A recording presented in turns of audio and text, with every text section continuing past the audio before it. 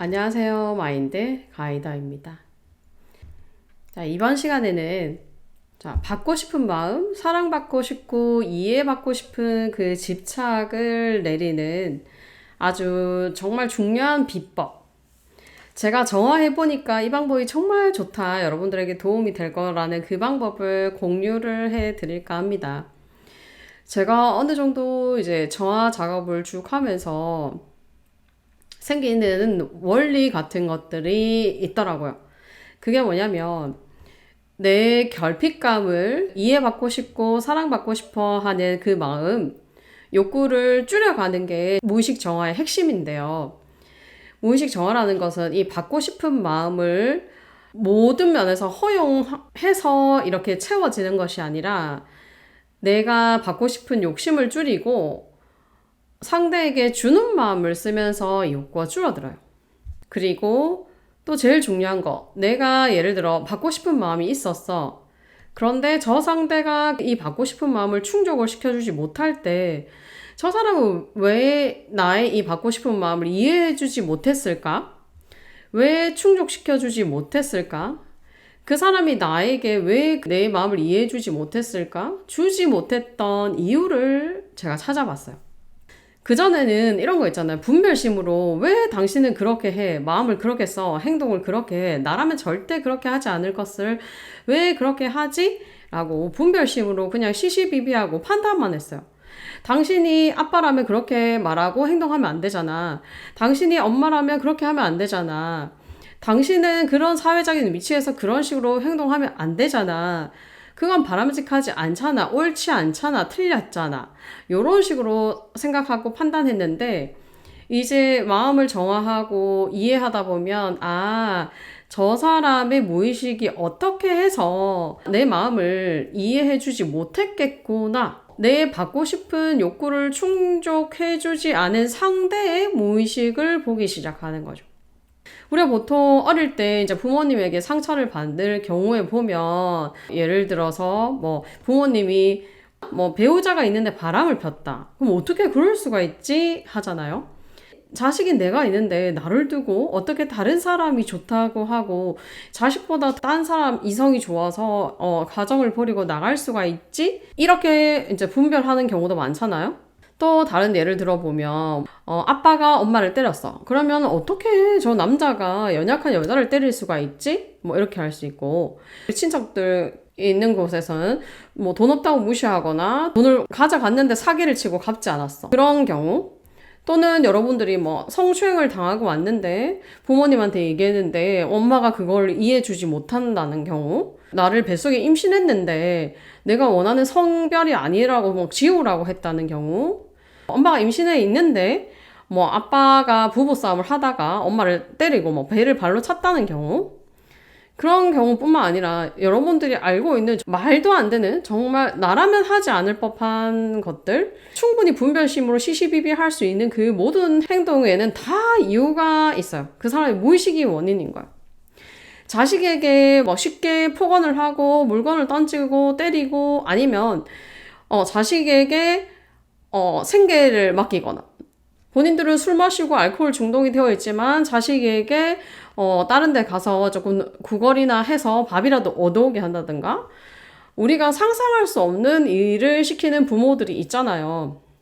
어떻게 자식한테 그렇게 하지? 어떻게 부모가 그렇게 할 수 있지라고 시시비비 하는 대신에 그 상대의 무의식이 어떻길래 이렇게 내 마음에 상처를 줄 수밖에 없는지, 나에게 결핍감을 만들 수밖에 없는지, 나는 왜 그 사람에게서 내가 원하는 사랑을 받지 못했을까를 자꾸 의식을 해야 돼요.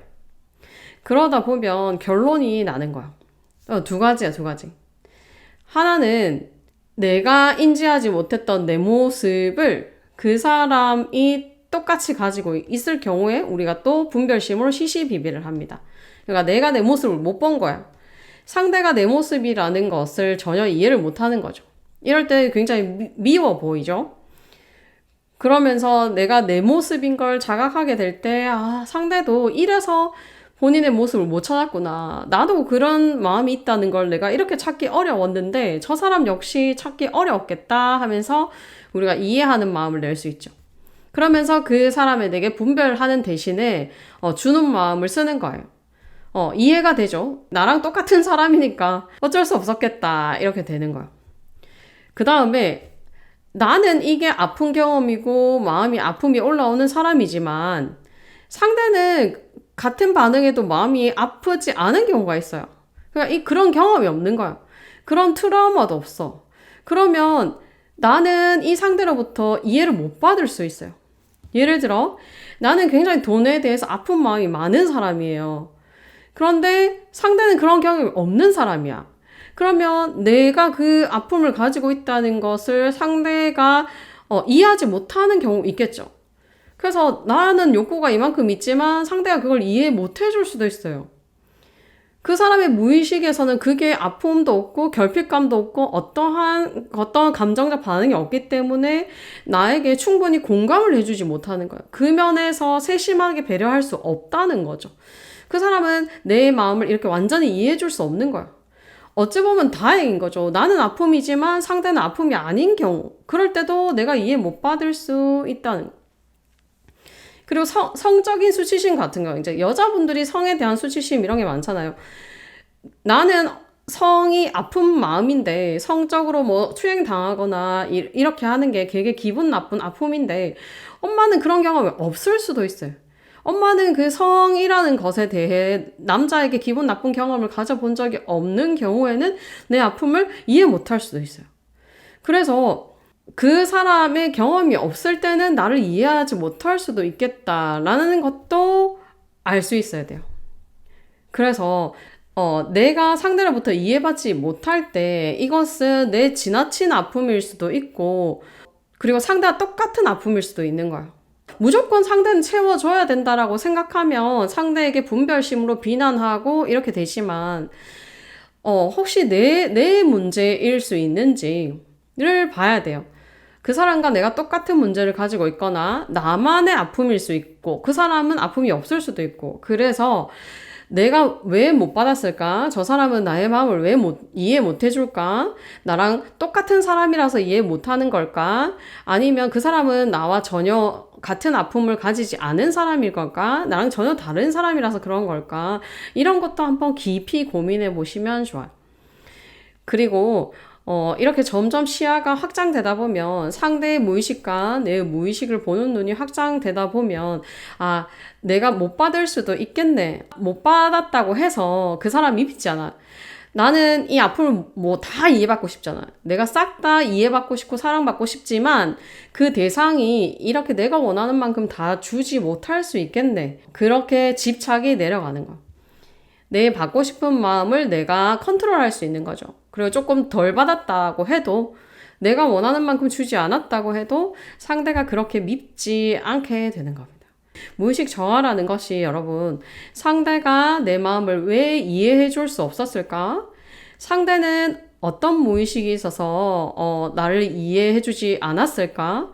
그런 것을 한번 고민해 보시는 것도 도움이 됩니다. 오늘의 영상이 여러분들이 받지 못했을 때 이 마음을 해소할 수 있는 방법, 스스로 해소할 수 있는 방법을 알려드렸으니까 정하실 때 도움이 되셨기를 바라며 오늘도 여러분들의 성장을 응원하면서 영상을 마치겠습니다.